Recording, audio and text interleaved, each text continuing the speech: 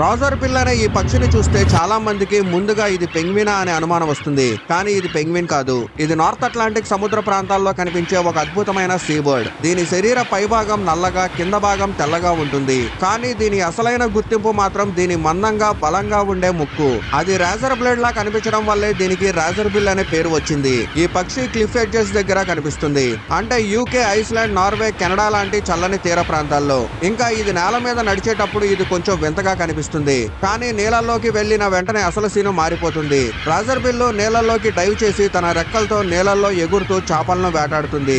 ఇక ఇవి ఏడాదికి సాధారణంగా ఒకే గుడ్డు పెడతాయి. ఆ గుడ్డిని కూడా రాళ్ల మధ్యలో చిన్న స్పేస్ లో ప్రొడక్ట్ చేస్తాయి. పిల్లలు పుట్టాక కొన్ని వారాల్లోనే అది క్లిఫ్ నుంచి కిందకి సముద్రంలో దూకడం కూడా జరుగుతుంది. ఇది సర్వైవల్ ట్రైనింగ్ లాంటిది. రాజర్ బిల్ అనేది నిజంగా నేచర్ ఇచ్చిన అండర్ వాటర్ హంటర్. చిన్నదిగా కనిపించిన స్కిల్ మాత్రం చాలా పెద్దది. ఇది ఆర్కిటిక్, నార్త్ అట్లాంటిక్ ఎకోసిస్టమ్ లో ముఖ్యమైన